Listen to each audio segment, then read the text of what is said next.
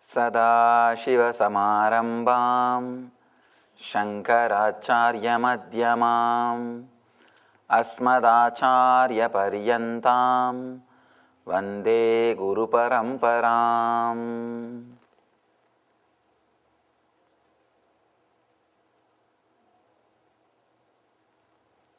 I welcome you all with my love and respects. From today, before entering into the sutras, I'll answer your questions related to yesterday's discourse or any other related subject. You can put your questions in writing when you leave the discourse hall, and same way, people who are watching through internet can send your questions through email. So, we'll enter into the session. I welcome you all with my love and respects.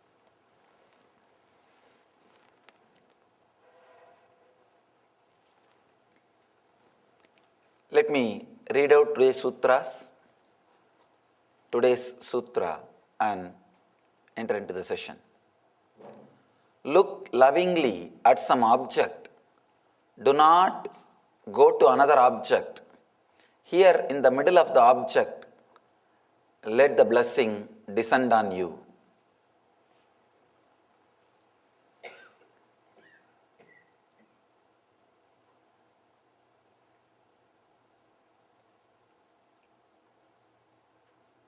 Human body is created specially to achieve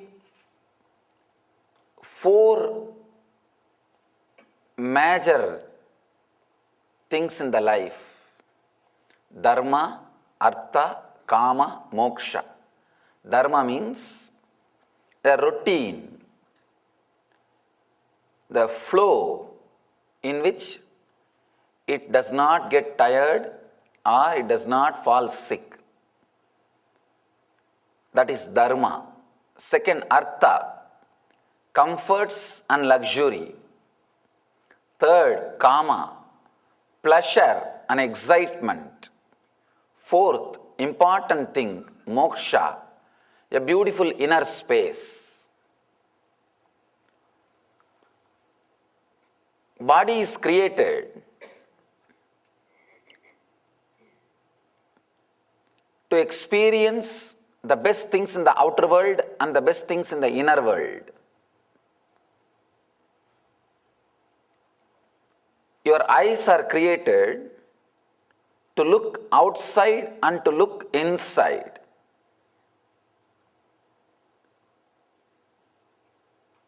There is a beautiful description in the tradition about this Kundalini's awakening. How to know whether our higher consciousness is awakened or not? How to know whether we have started evolving in the spiritual life or not? They say a very beautiful taste you will start feeling continuously inside the throat. The experience of the Amrita will start happening.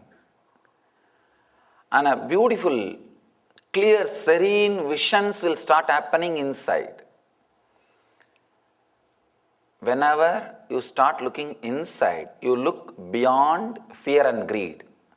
Whenever you start looking outside, you look through fear and greed.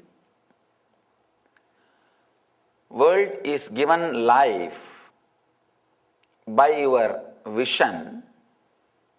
Same way, the experience of the divine also given life by turning your vision inside. Jagat or Ishvara. If your vision is towards outside, Jagat comes to life. If your vision is towards inside, Ishvara comes to life. Jiva is the point from which you can decide whether to look at the Jagat or to look at the Ishvara. In the Vedic tradition, these 3 concepts are basic concepts. Jiva, Ishvara, Jagat. Jiva means the individual self. If the individual self is operating externally, if it is functioning towards the outer world, towards the outside, it sees the Jagat, means world. If it is going inside, if it is turning in, it sees Ishvara, divine. That is the reason the psychological revolution is a basic necessity for spiritual life. Clarity on Jiva, individual self, Ishvara, God, the Jagat, world. Clarity about all these three is what we call psychological revolution. Having a clear, true vision about these three is a basic need for any growth, any achievement.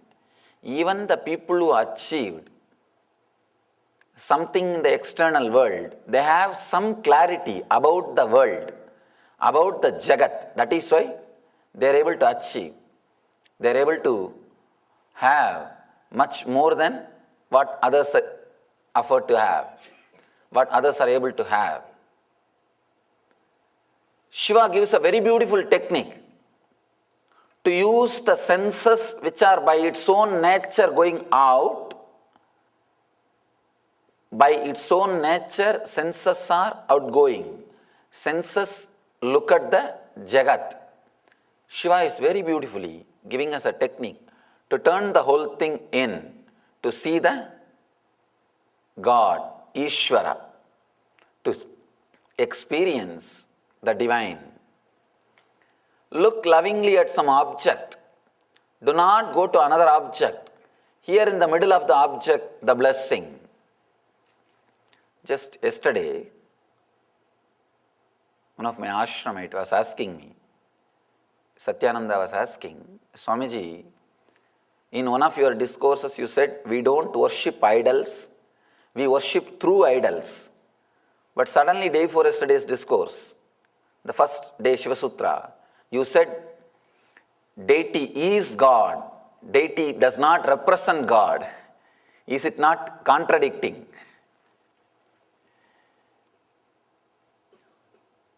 Seemingly contradicting. Understand? Seemingly contradicting. Understand the first statement? We don't worship the idol, we worship through the idol.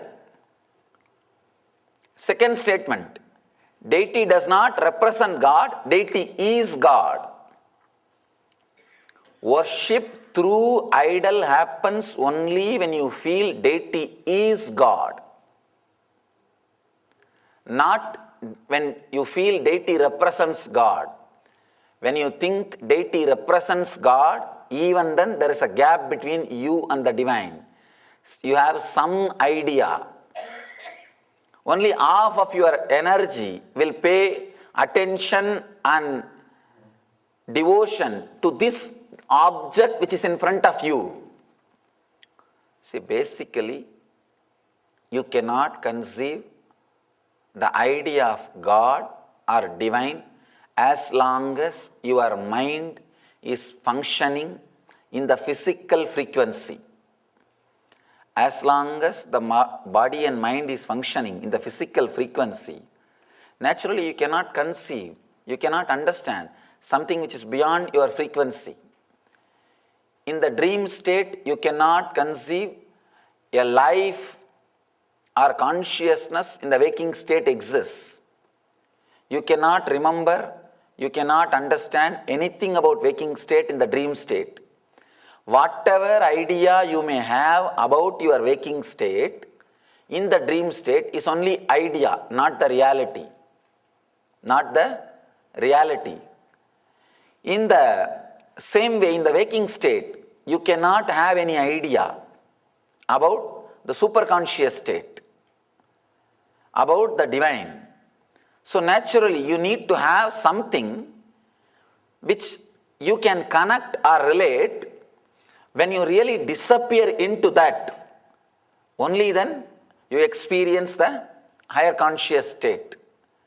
It's like a strong nightmare, how it wakes you up, how it brings you out of the dreaming state. See, your whole inner space, when you are dreaming, your whole inner space should be shaken by any one object. Only then you will come out of the dream. For example, you are dreaming as if a lion is chasing you or an elephant is chasing you. And the dream itself, you have an idea. I think in the form of elephant, my own desires or fear is chasing me. You won't get up. Surely, you will not wake up. Only if you are sure, yes, elephant is chasing me, lion is chasing me, you will wake up. You will be awakened. You will come to the higher state, to the waking state. Same way, during the worship, only if you feel deity is God, not, oh, I know about God, that energy is represented by this deity. No. Then again, your ego, what you know about God, only you are worshipping, not the God itself. Worship means where you need to lose your ideas. You need to lose your ideas about the divine. Only then the divine will start expressing itself. That is why deity is God. Do not think deity represents God. Only when you understand deity is God, worship through the idol happens. Till then, you will be doing only idol worship. There is a very beautiful sutra. Of course, this is also given by Mahadeva to a rishi, to another one disciple. It's a Tamil verse. Let me repeat that and I'll translate. Marathil maraindadu மாமத யானை மரத்தை மறைத்தது மாமத யானை பரத்தில் மறைந்தது பார்முதல் பூதம் பரத்தை மறைத்தது பார்முதல் பூதம். Let me literally translate, then we will understand this sutra. There was a beautiful statue of elephant carved in teak wood. When you see the elephant, the idea of wood disappears. When you see the wooden statue, the idea of elephant disappears. When you see externally, the world hides the God. When you see internally, God hides the world. Very beautiful description. Understand, you can never have an idea, wooden statue and elephant at the same moment. Fortunately, you can have only one thought at a time. You are blessed. One thought at a time. That is why liberation is possible. That is why liberation is possible. Actually, as you think, you do not have a huge army of enemies in front of you. You have only one enemy at any point. At any point, at any time, you have only one enemy. You do not have army of enemies in front of you. We don't understand that. Either this moment you will see that as an elephant or wooden statue. The next moment you may see in the other way, but not both ideas in the same moment. Same way, either you see the world or the God.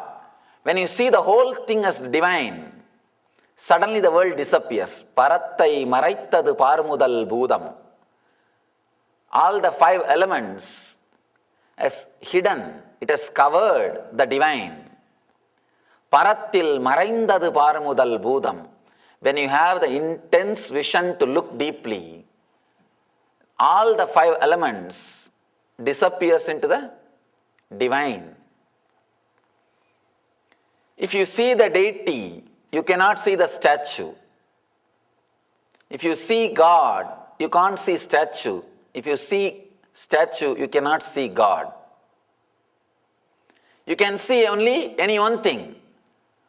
Only when you see the deity as God, you will lose yourself.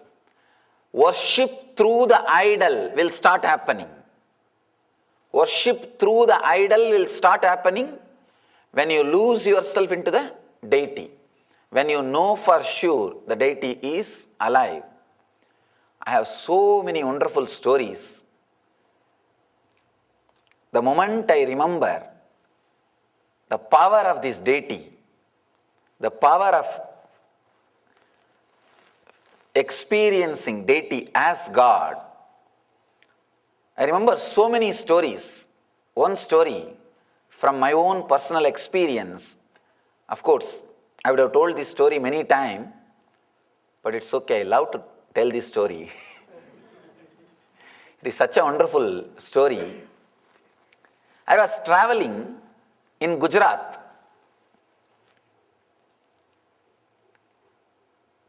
I always remember that elderly lady and respect her.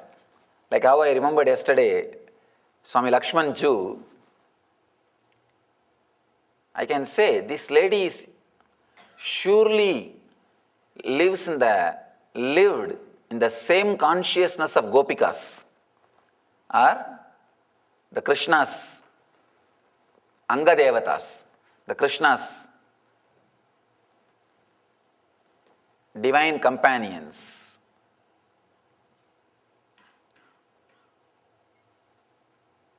Fortunately, I had the opportunity to see this lady. I used to go from village to village. I'll walk easily. I was able to walk 60 kilometers per day. Morning I'll start, and after all, healthy young man, what is there? Just 60 kilometers. By evening, about the sunset time, I'll decide where to stay. In the nearest village, I'll decide to stay. Then after a few days, if I feel like starting, again I'll start. Gujarat is land of God. It is I was always told that calling God is local call in Kerala. In Gujarat is an intercom. Not even local call. It is an intercom. Now it is the land of divine. So still Bharat is alive in Gujarat. I always feel as long as Gujarat is alive, Bharat will be alive. I always bless. I remember Gujarat and bless. Always. Understand, feeding sadhus is such a wonderful thing. Even if you feed 2,000 useless guys and one enlightened sadhu, it is worthy. Because that sadhu's good feeling will save the whole place. It will just save the whole place. As long as Gujarat is alive, the Bharat Dharma will never die. It will be alive. It will be kept alive. I can say for sure, not even once in my wandering days in Gujarat I had any little struggle for any need or I need to ask anybody to be taken care. That is the greatness of that Bharat culture. Today we had Maheshwara Puja, giving food to the sadhus, and the tradition is alive with respect in Gujarat. You see, there are many other places, they may give food, but they may make that person stand in queue and give but in Gujarat I have never seen. Unless they give food to the sadhus, they will not eat. They will not give after they eat. If they have eaten, they will cook fresh food and give, or they will give the material to cook for himself to eat. Sadhus are never treated as beggars. Such a wonderful place. It is actually that culture still keeps many enlightened masters again and again happening. Because somebody who wants to do research in the inner science cannot afford to take up a regular job. You need to give him some time, some energy to do the research and go through all the confusions of ups and downs. See, the worst depression and the peak joy, both of them have happened in me at least few thousand times. Only then the mind breaks, mind unclutches and enters into enlightenment. Understand, the peak and valley should happen few thousand times in the system.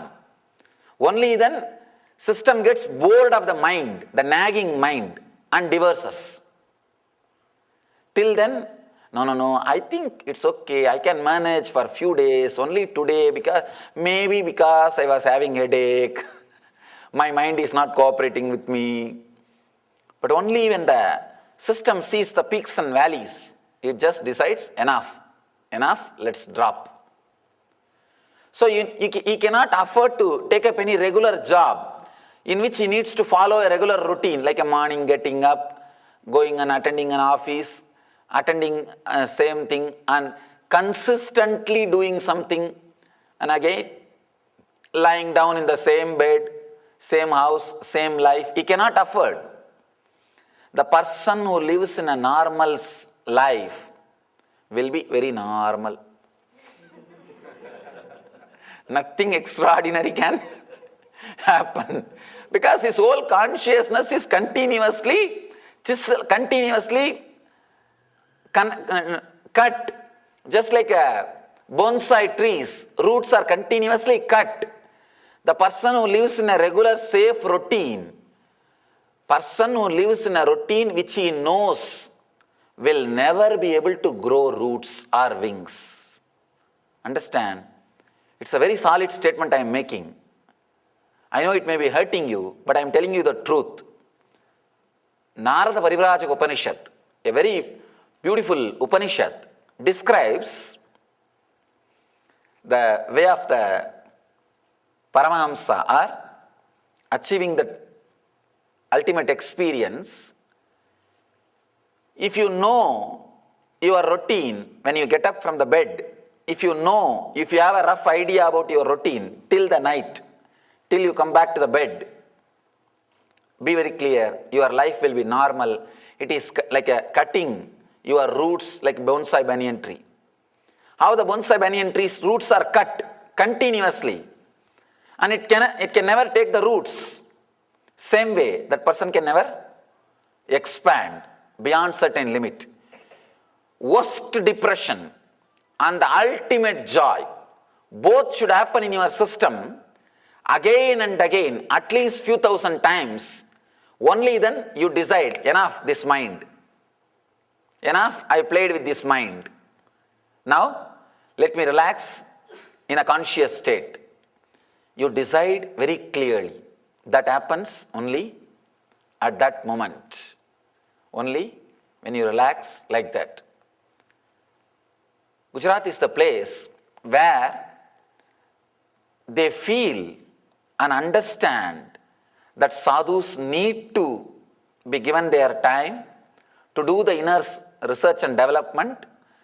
But once they achieve the success, it is just like funding the medical researchers. Once the success is achieved, who is going to be the benefiter? Who is going to be benefited? The whole world. The whole world is going to be benefited. The other day, in CNN, there was a discussion why the medicines are costly in USA and cheap in Canada.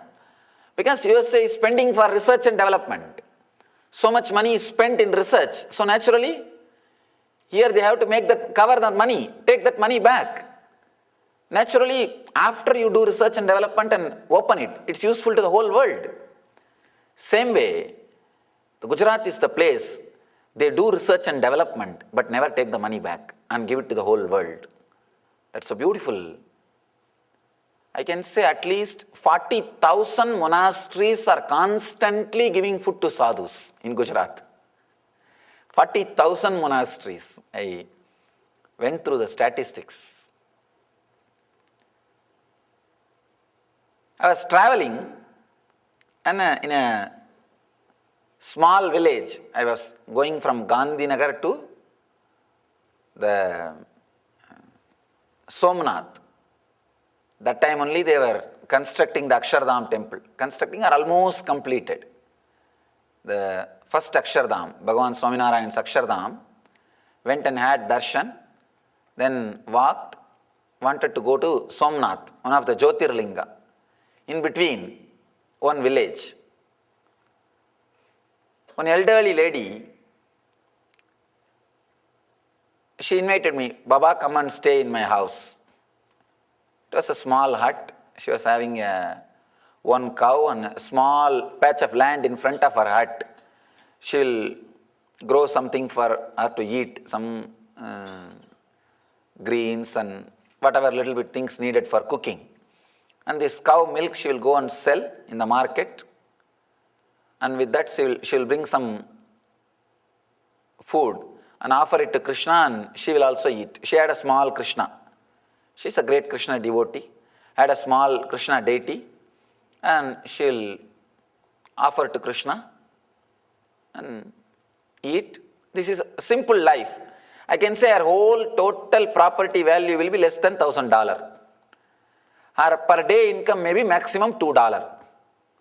$2 is per day income, and whole wealth, worth of the wealth is $1,000. That's all is her life. But living very quiet, contented life. I stayed with her some maybe week. I forgot the days because all I know is sunrise and sunset. That's all. No question of watch, no question of calendar. Nothing needs to be used. All I know is sunset and sunrise and sunset. I'll know the Amavasya and Purnima from the seeing the moon. Wonderful life. It's a life to be lived without remembering even the years. 1 week I stayed with her. Every night she will bring the food and keep it in front of that Krishna, and she will start talking. That is one thing. And I can neither contain my laughter nor I can laugh because I will hurt her, and she is giving after all food for me. I have to be a little polite. What to do? But she will sit and she will talk as if she is talking to somebody. She will sit casually and have a small fan. The hand fan, she will fan that Krishna deity, and she will tell, all right, please eat. She will tell so many things in Gujarati. I don't understand so much, but I can understand few words because many Sanskrit words are there in Gujarati. So, because Sanskrit words are there, few words I can catch. She will be going on talking, maybe for half an hour or 1 hour. Then she will eat that food and lie down, give me also little food. And after 1 week I said, all right, Ma, I am leaving. I am continuing my journey. She started crying. No, why do you want to go? I will not ask you to work and all. Stay here. I'll give you food. And why do you want to go? All those usual things. I said, no, I am a sadhu. I have to continue my journey. Sadhus are not supposed to stay more than 3 days or 4 days in any place, traditionally, because till the enlightenment, they should not stay because the attachment may start growing and their continuous sadhana may stop. They may not start doing their spiritual practices. So till enlightenment happens, they cannot settle down in one place. I said, no, I'll continue. I have to go and have darshan of Somnath and continue my spiritual journey. She ran to the Krishna and she started telling, oh, tell him not to go. I am so happy that he was here. You only should tell him that not to go. And she started speaking. Then within few seconds, the very funny thing, she stopped talking and wiped her tears and said, oh, you are telling he has to go. He is a sadhu, he has to go. Okay. If you are telling the okay, then I'll not worry. I'll not cry. She consoled herself as if Krishna is talking back. This is too much. All these days, she was talking to Krishna, okay, I can put up with that. Anyhow, devotee, she has some love for it. Anyhow, she is doing whatever she wants. And after all, she is giving me food, I have to keep quiet. And it's okay. And Krishna talking back, or she acting as if Krishna talking back is too much. To tell you honestly, I did not have respect for deity worship or the puja or all this ritualistic worship before enlightenment. There was a period I had the respect, very young age, when I was too innocent, like till the age of 10. After the age of 10 only, I started studying this Vedanta. Having the knowledge of Vedanta without the experience of Vedanta is the worst thing can happen to human being. No, really, I am telling you. Knowledge of Vedanta, but without the experience of Vedanta. Because it gives you almost a pseudo feeling you have everything, you know everything, you are the greatest person in the world. And practically, you will not have any respect for anybody, not only to traditions, anybody. You will be such an idiot. You will not know that. That is the problem. If you know you are an idiot, at least you can save your face. You will not know, but everybody will know.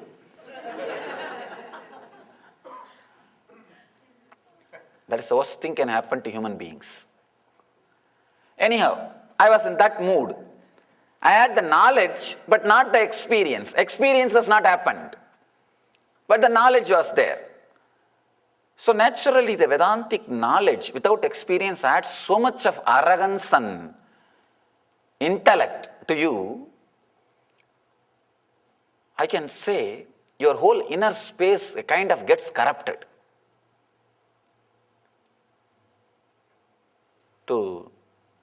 If you are feeling hurt, sorry, but I am telling you exact truth.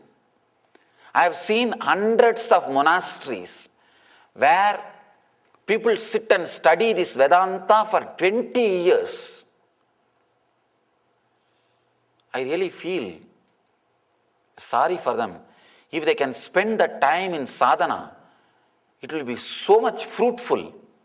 Actually, half an hour studying and 10 hours digesting that, means doing contemplation or sadhana, will be the perfect, the balancing. That will be the perfect thing. But in some monasteries, studying is very juicy. Understand? You know more and more words. You can play with more and more words and you can show to others. And it brings respect. That's another one problem. Why people respect, you don't know. Actually, they are afraid of listening to you. They say, no, you all right, whatever you say is right. Please just sit, close your eyes. Don't open your mouth. We will do puja to you. We will do whatever you say. We will respect you, worship you, but just do not open your mouth. But this guy thinks he has respect because of his knowledge. What to do? Having the knowledge without having the experience is the worst state. You will not respect anybody. You will not respect anything. You will be so dry within you and without the inside and outside.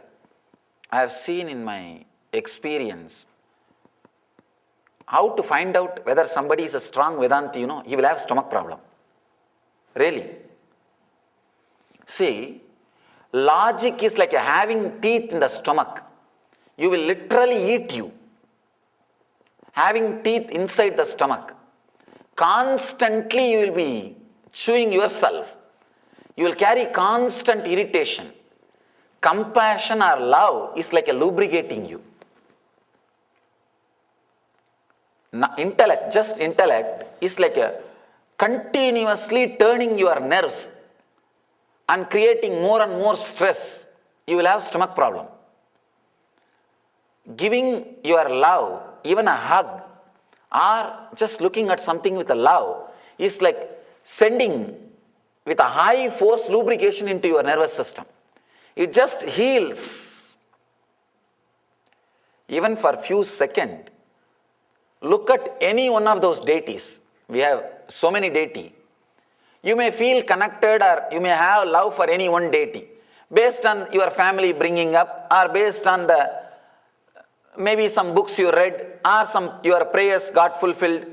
You might have prayed to Shiva and it got fulfilled, or you might have prayed to the Krishna, it got fulfilled, or you might have prayed to the Ganapati and got fulfilled, or you might have, from the very young age, you might have heard about Vishnu more, and you may be feeling connected. Any one deity, just sit there for 2-3 minutes, look at the deity with a very deep love, you will see your whole system will be lubricated. It's as if like a amrita, the nectar is spreading through your whole system. Sit and read some dry books, strong intellectual book. It is like as if your nerves are being turned or churned, or the stress getting created inside your nerves. I was a kind of such a sharp intellect, logic, never had respect. Till the age of, from the age of 10 to till enlightenment, I did not have respect for all these things where heart needs to be used. Because all my energy and time was spent in intellect, the knowledge. Did not give so much respect for the necessity of developing the heart. Anyhow, when I heard that she talking back about me going, the Krishna says, no, it's okay, don't bother. She is telling, oh, it's okay, oh, you are telling that you should go, I should be consoling myself, all right. That was little too much. I went near her and said, with my broken Hindi and Sanskrit. That time I used to use more words because there is no gap now. I forgot many of the Hindi words, stopped using. I told, Mataji, you are praying to Krishna, that is okay. But what you are talking as if he is talking back to you. This all illusion, you should come out of it. No, actually that is the way, because see, traditionally sadhus are respected more. Even we are addressed as Baba. Baba means father. So all grihis are like a one-step lower. Householders are like one step lower. They are not respected in the Vedantic tradition much. So I had that same, I'm a sadhu. So I told, these are all illusion, you should come out of it. You should eat healthy food and stay healthy to come out of all these. And she was so innocent. She said, no, Baba, I'm not lying. Don't you see, he's sitting, and she just held my hand. I promise, I saw Krishna there. He was sitting there. Just a simple child. I tell you, with what intensity you see me now, I promise, at least deeper intensity than that, I have seen Krishna there. He was there.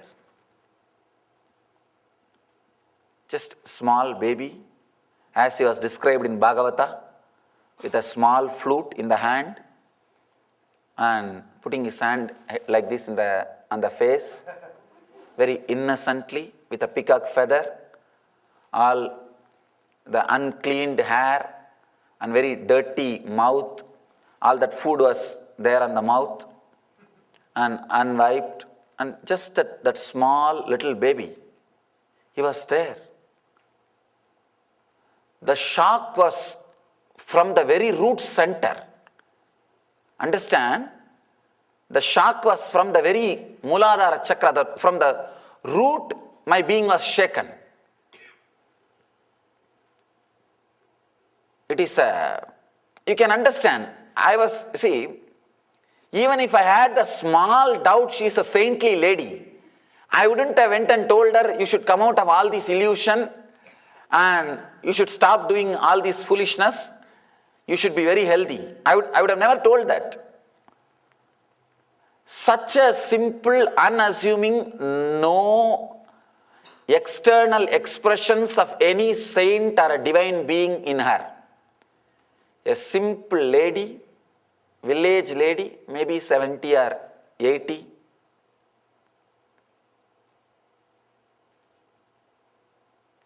Just by touch, she can give initiation. Understand, this is initiation.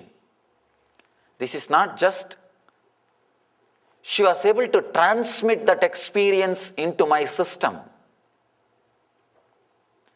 It is not that when she held her hand, I was convinced Krishna is there. No, I saw clearly he was there. The shaking or shock was so much, it just fell at her feet. I can remember very clearly, after falling at the feet of the Kuppammal, my first inspiration and great teacher, her name is Vibhudananda Devi, the spiritual name, Swami Mata Vibhudananda Puri Devi. After falling at her feet, with that same reverence and respect, second person whom I fell at the feet means only this lady. This lady only received my respect and reverence equivalent to the Kuppammal. I just fell at her feet and said, never ever call me as Baba. You are my Mata. Because as long as she was holding my hand, Krishna was there. I saw. The moment she took her hand out, it disappeared. I was again same old intellectual.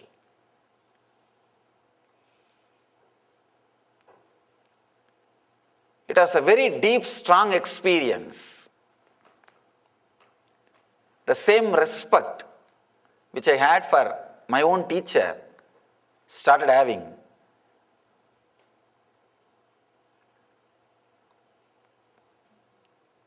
After that, I never ever had doubt or disrespect about this Murti Puja or this worshipping the deity. Even if I go to somebody's house, I'll go to the puja room first and do the namaskar. Sometime my own photo also will be there. Even then, I'll not bother. First thing I'll do, show the camphor and do namaskar. You do not know in whose house who is staying. In whose house who is residing. You do not know. Never take deities for granted. We take deities for granted because it is available for sale. Never ever take deities for granted. When I fell at her feet, she was not able to understand. She said, Baba, what are you doing? Actually, she stopped me and falling at her feet, and she was so respectful. Afterwards, I had a small little chat with her before leaving.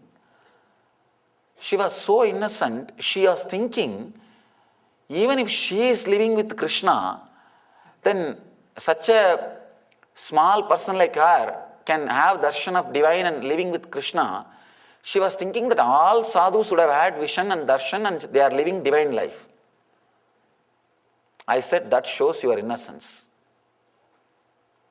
I know how many people are meditating for years to have the glimpse of the Lord.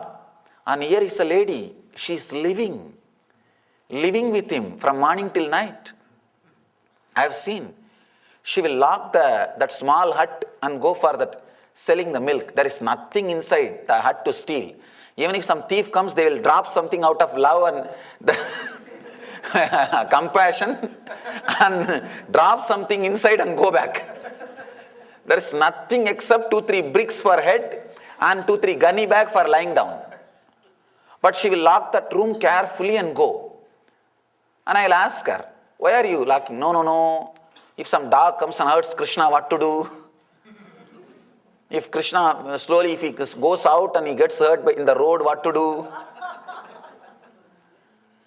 Such a deep feeling connected. I can see in her eyes how she sees the Krishna, how she looks at the Krishna, how the very vision is so beautiful, so clean. I never miss a chance to tell this story. Unfortunately, I tried my best, I was never able to get her photograph. After enlightenment, after the organization was created, I personally, specially sent people, tried to trace We were able to locate that place, but she passed away. She was no more, and we were never able to get her photograph. I wanted to get her photograph and put in all our temples as the ideal of Murti Puja. Person who lived with God through the deity worship. I wanted all our temples to have her photograph so that people will remember how an innocent village lady lived such a divine life of living with God. But unfortunately, we were not able to get photo, because in India the village's photography and all is unknown. It's never even heard, at least in 10 years ago and all. Anyhow, at least we can remember her and offer our respects. Here the sutra which Shiva says, look lovingly at some object. Do not go to another object. Here in the middle of the object, let the blessing happen to you. You see, you do not even have to choose a deity. You can choose anything with which you feel connected. If it is Coca-Cola bottle, okay. But the problem is, with Coca-Cola bottle, you will have only lust, not love. When you see that bottle, you will think only what I can get out of it. Understand? Looking with love and looking with lust are two different things. When you see a beautiful man or woman, when you look, you only look what I can get out of that person. Then it is looking with lust, not with love. Love means what I can add to that person. What way I can be of some help to that person. If you decide or think of adding something, then it's looking with love.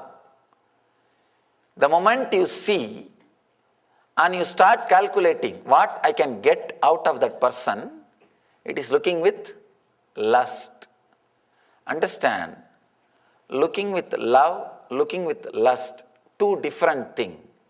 Here Mahadeva says, not only two different things, diametrically opposite. Diametrically opposite. Here Mahadeva says, look lovingly at some object. If you use the divine objects, it is lot more easy, because the possibility of lust is less. Possibility of love is more.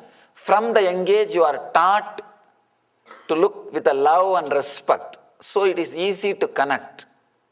It is easy to relate.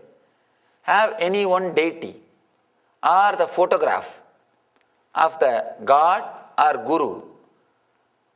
Try to look with a deep love without moving to the other object. Understand? That is the main. That is the basic thing. Do not move to the other object. The moment you start jumping to the other object, you are tired of this object. The love has disappeared. Understand? As long as love is there, that object is unique, not number. Not number. For example, if you are just a worker, maybe a clerk or a attendant, just a clerk in the office, if you die, nothing will stop. Somebody else will come, replace you. The job will continue, life will continue. You are just an utility, number, figure, that's all. But if somebody is in love with that same clerk, if that clerk dies, that person will never be again the same. Wherever you are just a number, even if you die, that mechanism will not suffer. Wherever you are in love with some object or person or somebody is in love with you, you become unique. naturally your death cannot be replaced. That person will miss you. That person's life will never be the same again. Love makes things unique. Love makes things unique.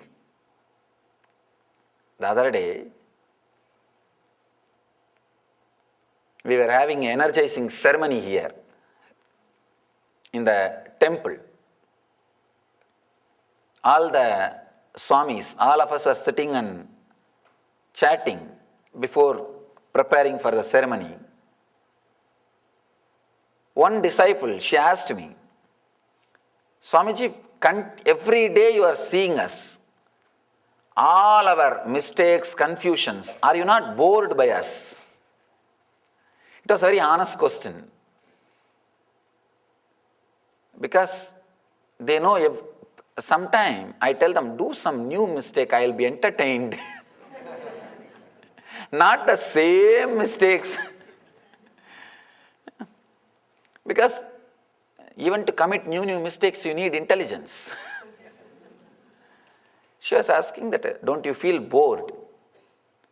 I told, just because of my very love, I feel everybody is unique. Understand, I do not look upon the devotees or disciples as number.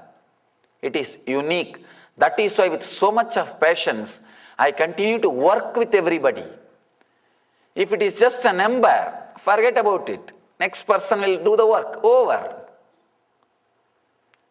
Devotees or disciples are not number for me. Because of my love for them, they are unique. Everybody is unique. Of course, I never miss anybody just because of complete fulfillment. But otherwise, everybody adds something. Everybody is welcomed, is expected, is needed, is wanted, is required to be here. Every individual is unique. Same way, when you are in love with the Master, he is needed, he is unique. When that love is not there, one more Swami, we can go to the other Ananda. What is there? If you just type only Nityananda, at least 200,000 websites are opening. Just Nityananda. If you type Swami Nityananda, I don't know how many million websites will open. And if he is not, then some other Swami, that's all. If you are a number, you can be replaced. If the love, element of love comes to play between you and the other person, you are no more a number. You are unique being, irreplaceable, unique being. Love adds life even to the person. With love, the person is a spirit, life. Without love, the person is reduced to a thing, utility. Without love, when you look at somebody, a beautiful man or woman, and planning for what I can get out of that person, you are reducing him to a thing, not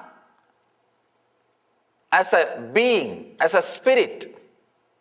Only when you look at that person with a love, he is a spirit, he is a living being.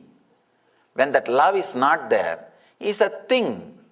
That is why whenever people look at you with lustful eyes, you feel repulsive. It looks ugly. You just cover yourself. You just hide yourself. You want to move out of that place. Whenever somebody looks at you with a deep love, you just feel like being around that person continuously. Even if you get only one glimpse, one eye contact with him, you will be waiting for it. You will be just waiting for that one contact. Just waiting for that one glimpse, one look. It's a love which adds value to the uniqueness. Another one incident, at least with that Krishna incident which I said, it was a deity. It was a carved Krishna Murti. That is okay. There is another one small incident happened. I was traveling, I don't know which place, maybe around the area of Madhya Pradesh or Maharashtra. There was one small tree, and under the tree the 3 bricks which is used for construction is kept with turmeric powder applied on it and some puja being done. Usually in the evening time when I rest, I'll search for some brick for the head to keep the head and lie down. I saw that area, nobody was there, just the 3 bricks were there, and I did not know that it was being worshipped by some villager as a deity. And I just picked up that brick and put it for my head and lie down. And really, in 10 minutes, one village guy, elderly person, is running towards me. His house was maybe 1 mile away. He ran towards me, and when he came near me, he understood I am a sadhu. Because I was a sadhu, he did not beat me. He told, do you know, this is Shiva, I worship. He appeared in my dream and told that you are lying on him. Truth, really. Understand? So that's why I came here.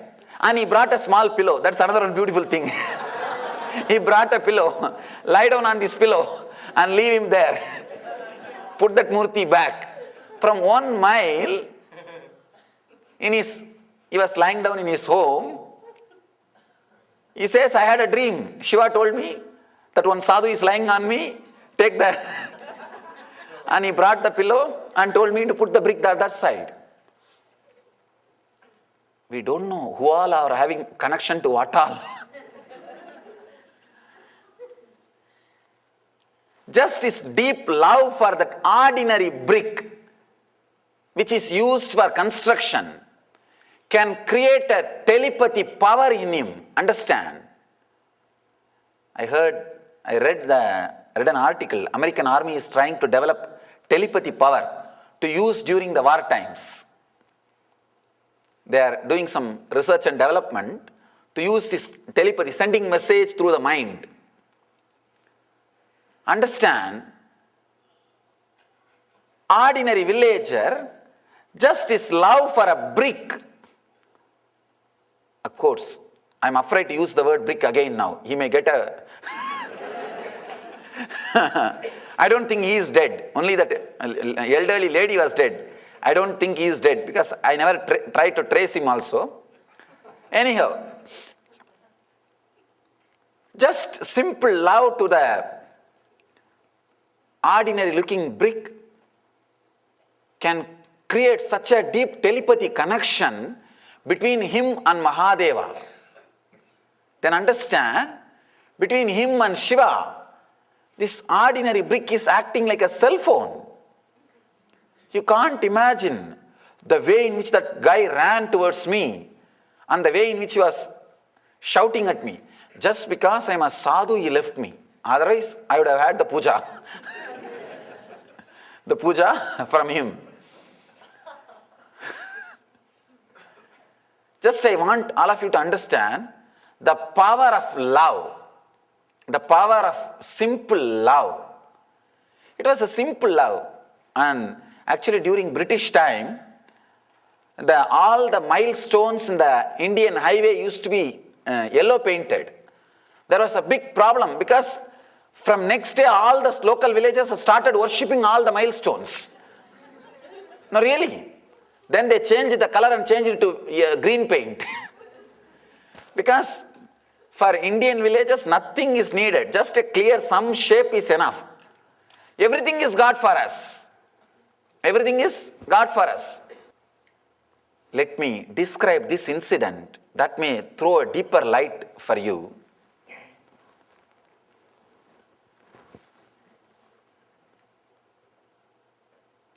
It was a very intimate discussion between me and one of my enlightened disciples.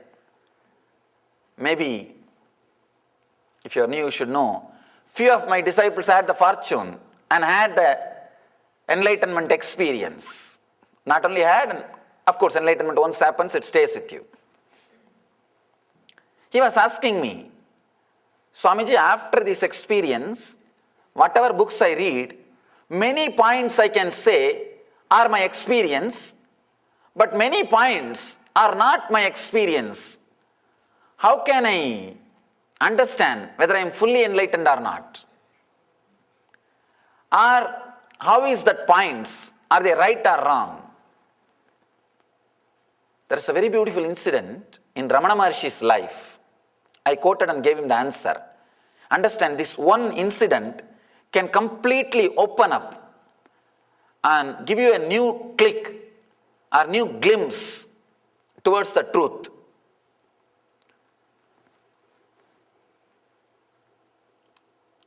Ramana Maharshi says in his teaching, when in his conversation, I never read any spiritual literature or the literature related to spiritual knowledge except one or two books before enlightenment.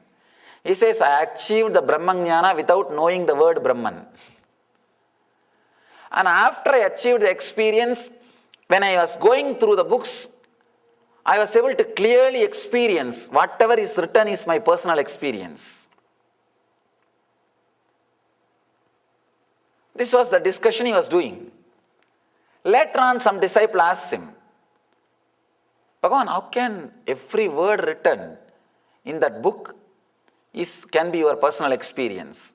He was bringing up some point in that book. It is written like that, some traditional book. Enlightened masters can do all this. But in your experience, you are not doing all that. Some materialization or miracles. Bhagavan says,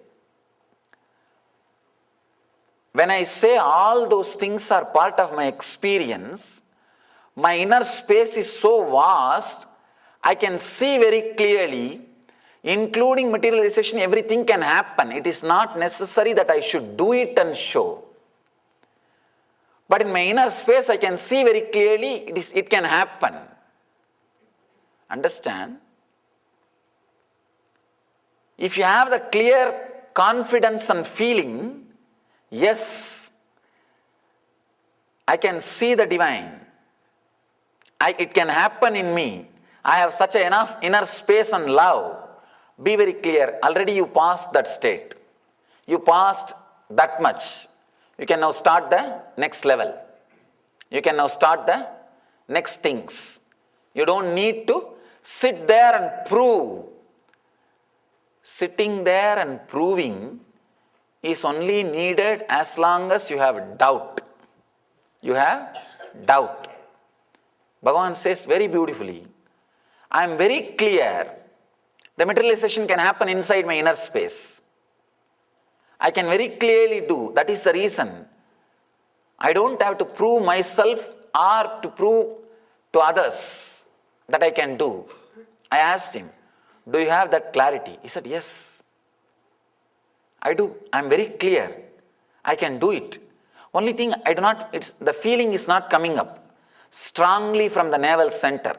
That any thought has to come from the navel center, only then you will be able to execute. That is not happening.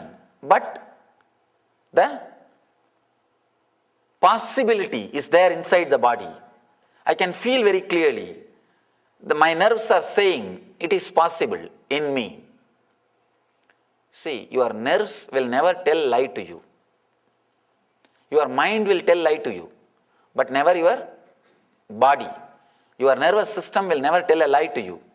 Your nervous system can never tell false things to you. He said, I am very clear. I can do that. Then that's all. You do not have to prove.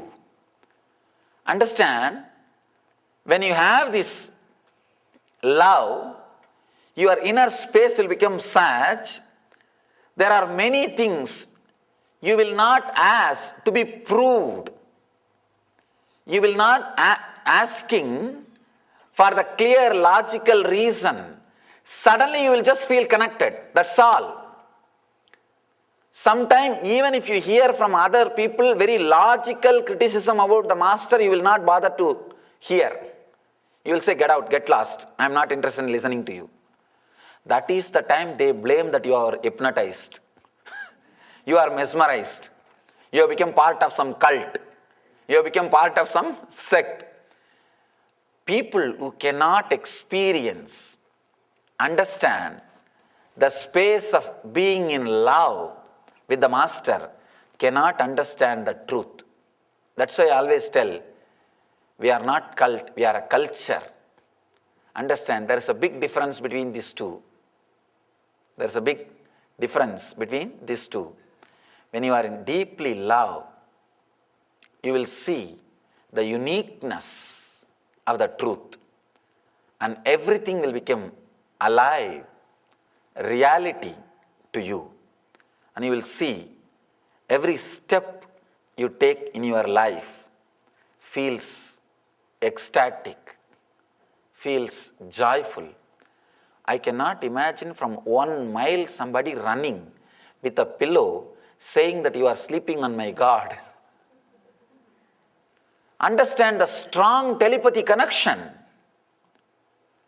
with an ordinary brick. I am sure nobody saw and called him in cell phone, because those days there was no cell phone in the villages. And surely nobody can see and go and tell him. And if somebody went and told him, he would have only brought the stick, not the pillow. But he brought the pillow. He says, Shiva told me, you are lying on him, you have the pillow and leave him, put him there, back in his place. Love can create such a deep connection, and it can open up many dimensions in you. It can awaken many possibilities in you. So understand this technique. You can try, even in this next gap, you will have a small break. Every day we will see 2 sutras. 2 sutra and a small break. We will have, even this small break, try to go and sit in front of any one deity which you really love, or any other object which you really feel loving. Sit in front of it. Look very deeply, lovingly. Just look. Let your consciousness be completely centered on your eyes. Let your hand, leg, body, everything lose its very existence. Let you forget about all those things. Let everything disappear.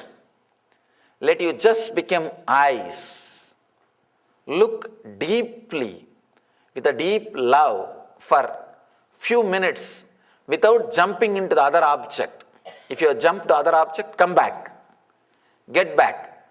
And just sit with a deep love, completely in a relaxed way.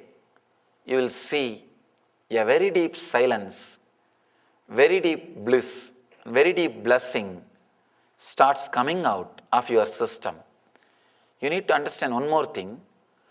All techniques can lead only to peace. When the peace settles inside your system, bliss will explode. Do not expect the bliss which is being expressed or shown in my body language. Meditation will lead you only to peace. And when the peace settles inside your system, when your nerves are cleaned, when your nervous system is cleaned by the peace, the settling peace, the bliss will explode. You will start expressing the bliss which is expressed in the master's body language. Try this meditation technique with any one deity, with a deep love and silence. Let the blessing happen to you. Let the blessing happen to everyone. We'll have a small break. And after that, we will have the next session, the next sutra, and few of your question answers. If you have any question, you can drop, leave your questions here. I'll answer. Let's gather for next session. Thank you.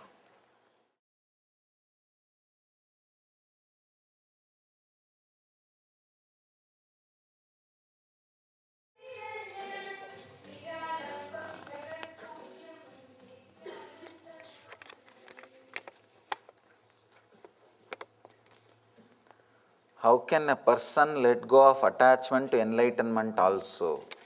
Just become enlightened, that's all. It's a nice question.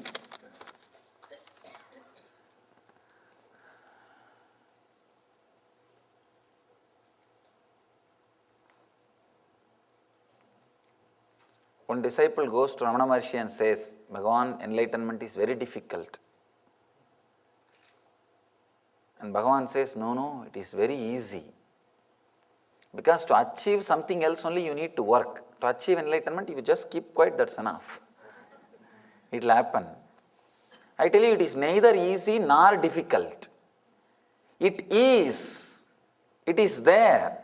Even if you say easy, you make it little difficult. Even the word easy means easy, but I have to do something. It is neither difficult nor easy. It is. Your question, I understand from where you are asking this question. How can a person let go of attachment to enlightenment also? It may not be attachment to enlightenment. It may be attachment to your idea about enlightenment. You may be thinking the moment you become enlightened, suddenly somebody will give you golden throne. You can only get attached to golden throne, not to the enlightenment. Because only if you know about it, you can get attached. How will you get attached to enlightenment? Whatever idea you have now about enlightenment is not enlightenment. It is about enlightenment. So you may be having some crazy idea that suddenly somebody will give you one golden throne if you become enlightened, or you will grow. I have seen people ask me, if I start meditating or become enlightened, will I have a long hair like you? I tell you, just for long hair, do not try to become enlightened. It is too risky. It is too much big job. Just if you want long hair, use some right shampoo or hair oil. No need for you to become enlightened. Maybe you are attached to your idea about enlightenment, not to the enlightenment itself. You cannot be attached to enlightenment, understand? The more and more your idea about enlightenment gets purified, you will be achieving enlightenment. You will be reaching enlightenment. You can never get attached to it. If you are attached to it, be very clear. Your idea about enlightenment is not pure or not clear. Then now you need to do purifying. Have more clear understanding about enlightenment. If you say you are attached to enlightenment, you do not know about enlightenment, now read the spiritual literature, listen to the master's words and create a clear idea about enlightenment. Clear idea about enlightenment is enlightenment. Because after some time, once you stop fighting with the master, every clarity which he gives you will become solid experience. When you have the inner space of very loving, connecting with the master, every word he expresses will become straight away an experience in you. It will become straight away an experience in you. So, try to create more clear understanding. That will automatically take you to the enlightenment and attachment will disappear.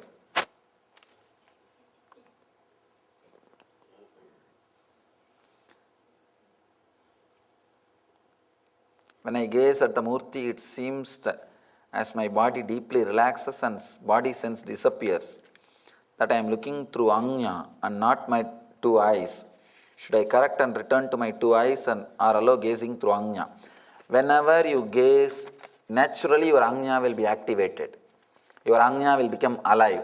This is the technique working through Agnya without talking about Agnya. Because sometimes the Agnya about third eye, if you start talking, people will not be able to feel connected. Here Shiva is creating techniques for all kinds of people. Whether you are a capitalist, communist, democratic, republican, or whoever you may be, or a hippie, whatever you may be, you have a technique here. Shiva has a technique for you. Here he is talking, he is giving you the technique, work through the third eye, Agnya, without using the word Agnya, third eye. Can the Guru be the love object? Yes, Guru is the ultimate love object.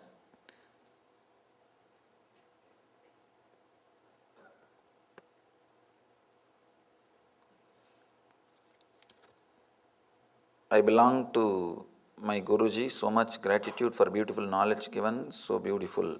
Jai Gurudev. Wonderful. Guru can be the object of love. I can say Guru is the closest form to the enlightened consciousness. By focusing on an external deity, will that lead us to find God within? This is a beautiful question. Understand, when you are looking with a deep love, the boundary external and internal melts away. Love has an intense ability and energy to melt the boundaries. That is why constantly you are seeking, you are asking for it. Whenever you are touched with a deep love by somebody, or whenever you touch somebody with a deep love, the boundary between you and that person merges, it opens, you expand. It is as if you are living with two bodies. You are living inside two bodies. The suffocation disappears. You have more space now. You have deeper enjoyment. You have deeper joy now. So expansion happens when you are really in love, in tune. The deep love takes you to the boundarylessness. So when you are looking at the object with a deep love, you will see the boundary, internal or external, disappears. See, the same thing which is which you see, when you see it with fear and greed, it appears as world. When you see it with a deep love, it will become God. The Ishvara or Jagat, both are same. How the Jiva looks at it is going to decide whether you are going to perceive Jagat, world, or the Ishvara, God.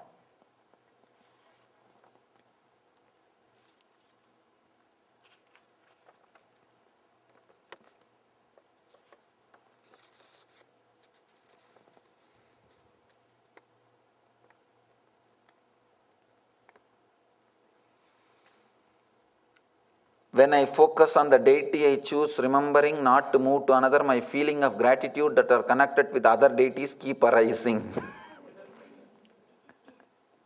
Understand, this is what your mind, when you are not focusing, those gratitude will not arise.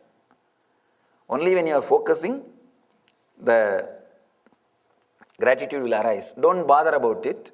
It will naturally disappear the more you feel centered on one deity. Understand, God is one, same energy. We put it in so many different forms for you to feel connected or related, that's all. If you understand that one truth, then you will be able to connect.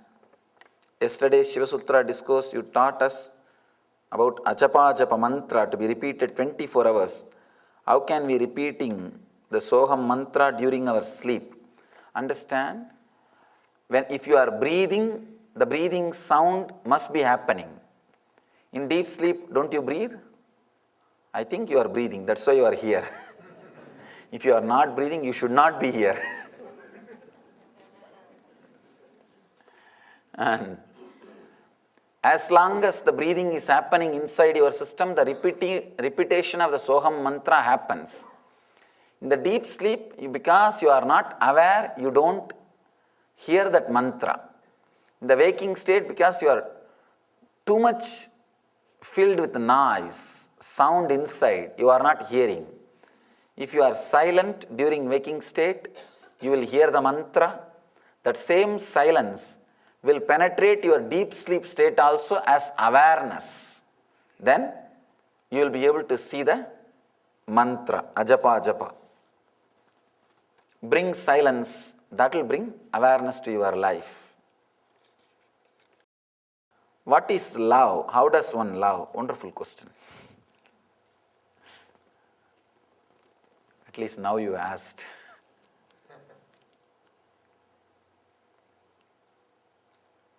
Let me describe exactly what I mean by the word love, or what Shiva means here by the word when he uses the word love.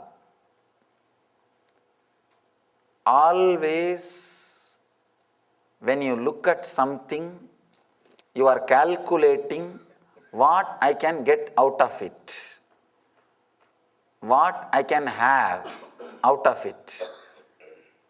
Either your thought process start functioning through fear or through the greed. But your attention is towards that object. If that attention turns towards the inner space and you start, if your thought process starts, what I can contribute to it, what way I can add to it, what way I can enrich,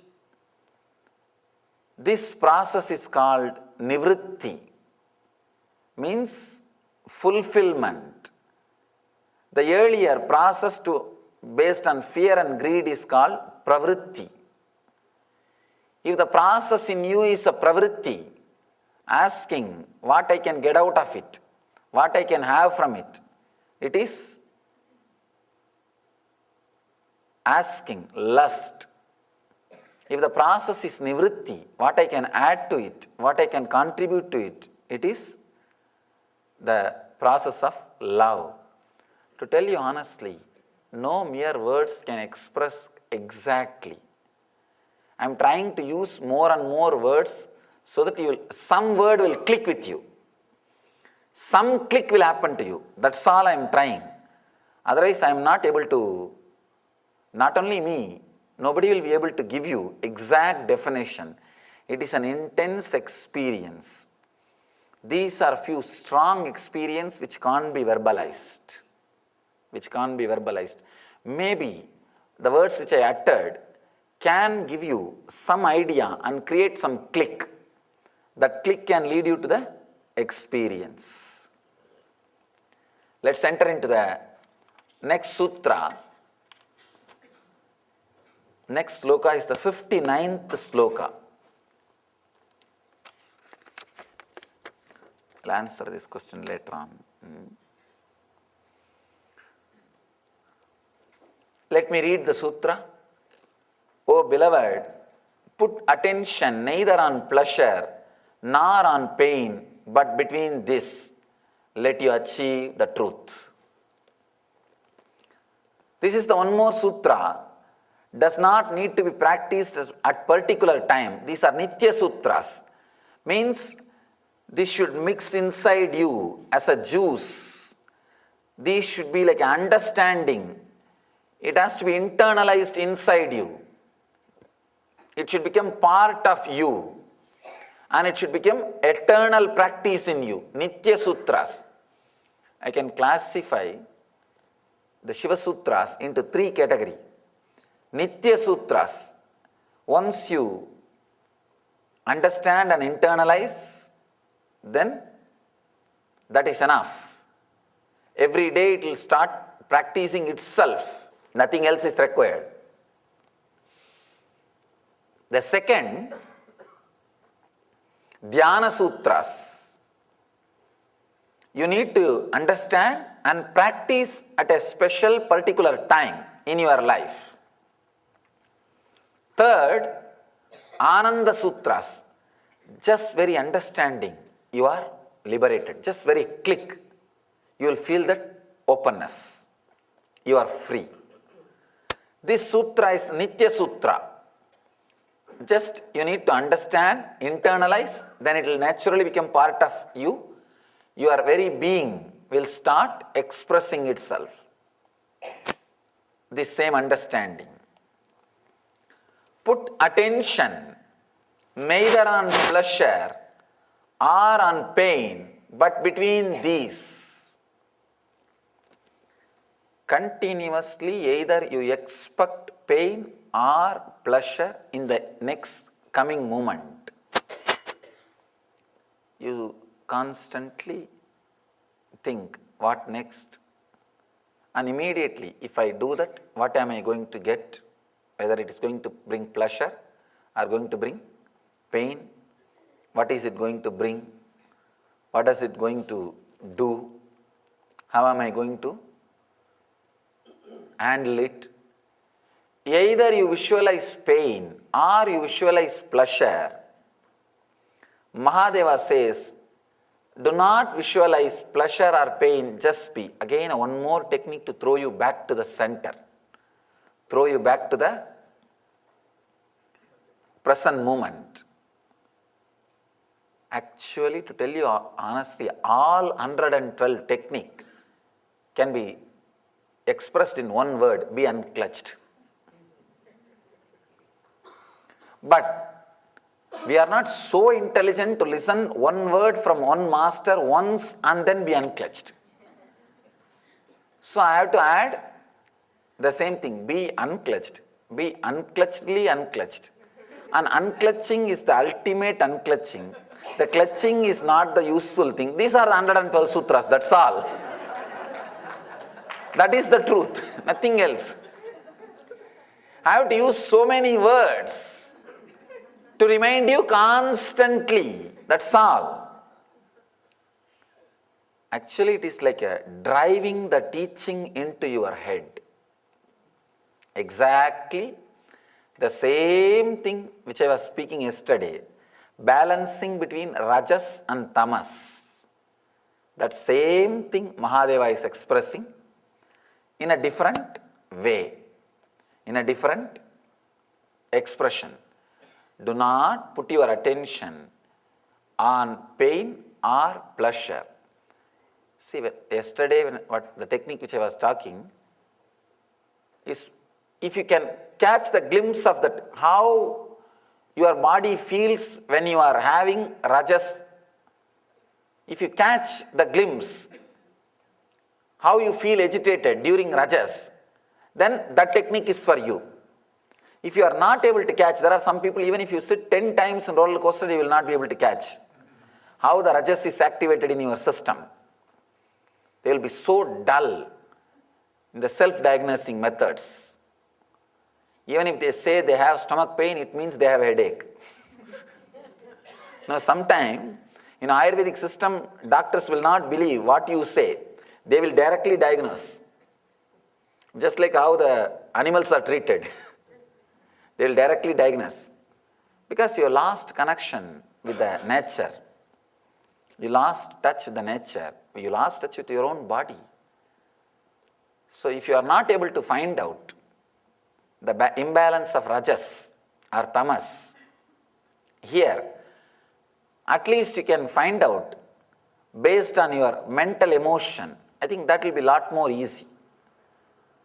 Finding out whether you are caught in the pain visualizations or pleasure visualizations. You are continuously expecting next going to be pain or pleasure. Usually we expect only pain. We don't expect pleasure. Very rarely we may expect the pleasure. Mahadeva says, put your attention between this, means in this moment. You need to understand one important thing. Actually, when you are in this moment, you will have only experiencing. There will not be any title attached to that experience as a pain or pleasure. You will be able to attach a title to that experience as pain or pleasure only when you compare with your past experiences. Means you already moved into past. If you are in this moment, you will have only one thing, a strong, intense experiencing, like the whole cosmos moving. Because your chairs are stable, you forget this whole earth is moving. There is an intense activity happening in this moment, in the planet, in the whole cosmos. If you relax into the present moment, you will see your life is nothing but experiencing. Only when you slip into the past, you will call that as an experience of pain or pleasure. Even you addressing something as pain or pleasure is nothing but slipping into the past. Come back and just sit. You will see so much of experiencing is happening in your system. Every breath going inside and becoming part of your blood and becoming energy, prana, life force for the parts of your body is a huge experiencing. It is happening. It is constantly happening. I tell you, just come down to that experiencing. Means the life permeating you, life penetrating you, life flowing through you. You will see what you call as pain or pleasure is too small, petty, negligible. You'll suddenly see life is experiencing, not just experience. Put attention neither on pleasure nor on pain, but between these two, let you catch the truth. If you stop your mind moving towards pain or pleasure, it has to fall into bliss. No other way. There is no other space to go about. Suddenly you will see it falls into the peace and bliss. Nothing else needs to be done. Just for few moments, decide not to let the mind go to pain or to the pleasure, just to the center, just to the bliss.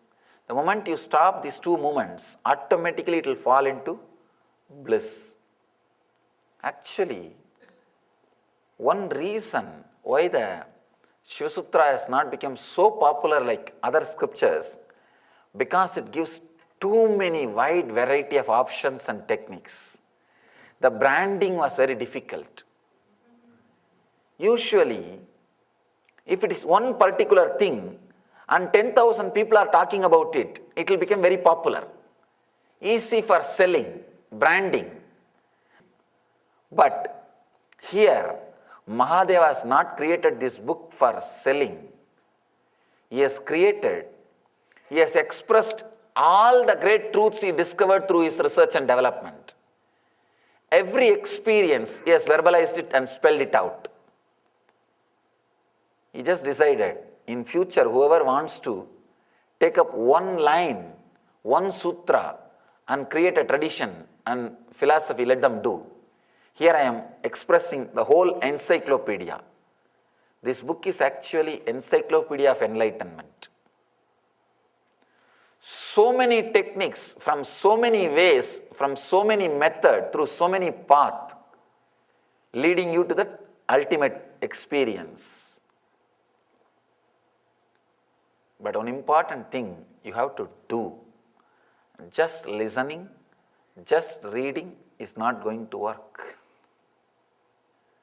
You have to internalize it. You have to digest it. Because Reading the menu card is not going to fulfill your hunger. Only eating is going to give you the fulfillment. Let us enter into the technique itself. Please close your eyes. Sit in a very relaxed way.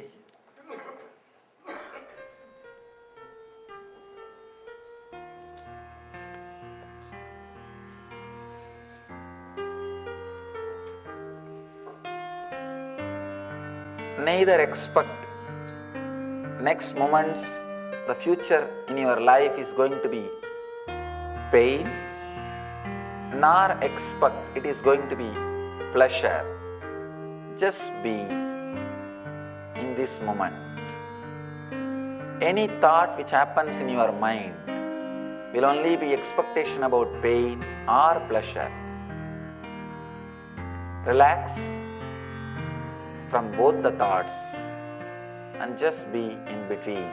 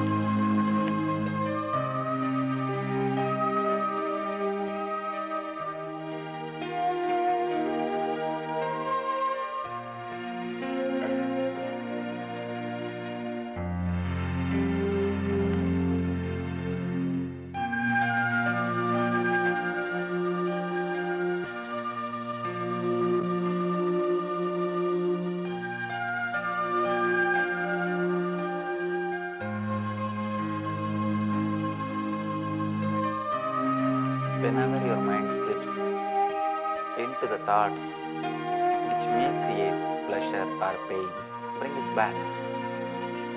Be responsible to remind yourself. Get back to the between. Be in the relaxed center.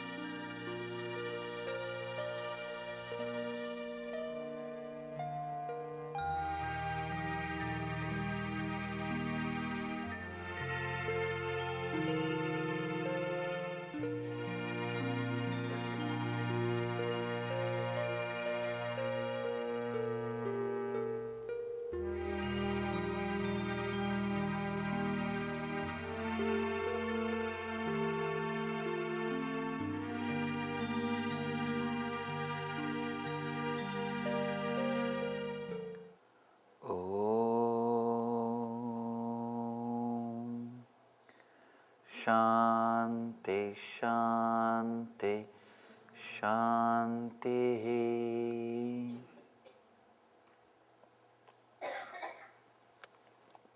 Relax.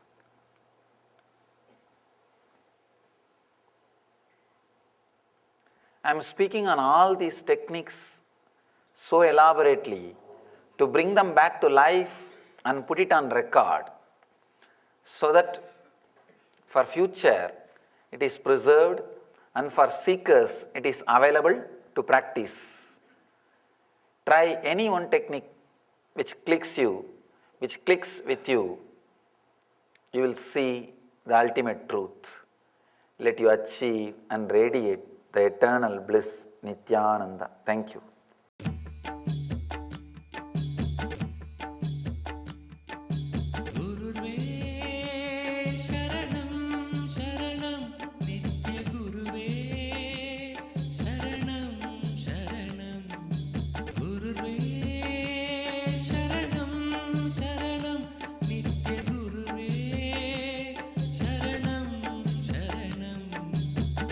नित्य नित्य गुरुदेवा भवभयहरणा नित्य नित्य